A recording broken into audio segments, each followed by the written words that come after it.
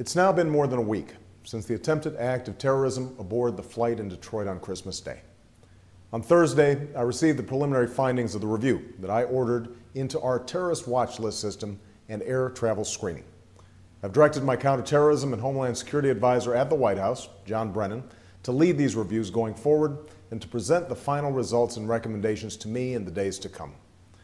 As I said this week, I will do everything in my power to make sure our hardworking men and women in our intelligence, law enforcement, and homeland security communities have the tools and resources they need to keep America safe. This includes making sure these communities and the people in them are coordinating effectively and are held accountable at every level. And as president, that's what I'll do. Meanwhile, the investigation into the Christmas Day incident continues, and we're learning more about the suspect. We know that he traveled to Yemen, a country grappling with crushing poverty and deadly insurgencies. It appears that he joined an affiliate of Qaida, and that this group, Qaida in the Arabian Peninsula, trained him, equipped him with those explosives, and directed him to attack that plane headed for America. This is not the first time this group has targeted us. In recent years, they've bombed Yemeni government facilities and Western hotels, restaurants, and embassies, including our embassy in 2008, killing one American.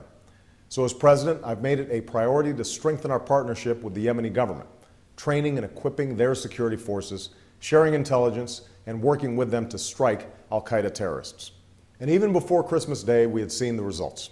Training camps have been struck, leaders eliminated, plots disrupted. And all those involved in the attempted act of terrorism on Christmas must know you too will be held to account. But these efforts are only part of a wider cause. It's been nearly a year since I stood on the steps of the U.S. Capitol and took the oath of office as your president. And with that oath came the solemn responsibility that I carry with me every moment of every day, the responsibility to protect the safety and security of the American people. On that day, I also made it very clear, our nation is at war against a far-reaching network of violence and hatred, and that we will do whatever it takes to defeat them and defend our country, even as we uphold the values that have always distinguished America among nations. Make no mistake, that's exactly what we've been doing. It's why I refocused the fight, bringing to a responsible end the war in Iraq, which had nothing to do with the 9/11 attacks, and dramatically increasing our resources in the region where al-Qaeda is actually based, in Afghanistan and Pakistan.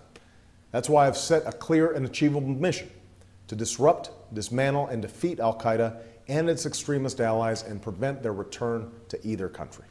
And it's why we forged new partnerships, as in Yemen, and put unrelenting pressure on these extremists wherever they plot and train, from East Africa to Southeast Asia, from Europe to the Persian Gulf.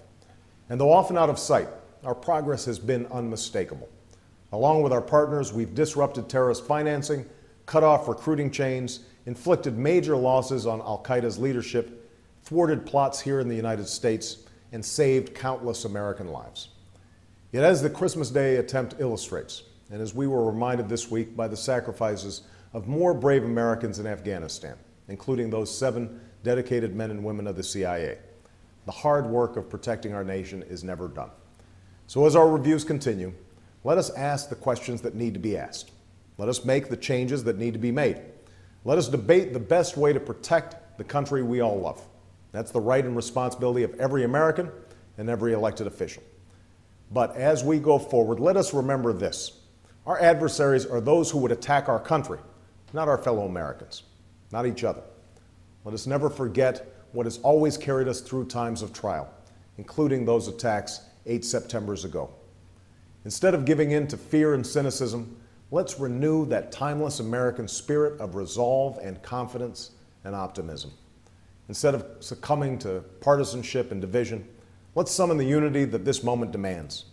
Let's work together with a seriousness of purpose to do what must be done to keep our country safe. As we begin this new year, I can't imagine a more fitting resolution to guide us as a people and as a nation. Happy New Year.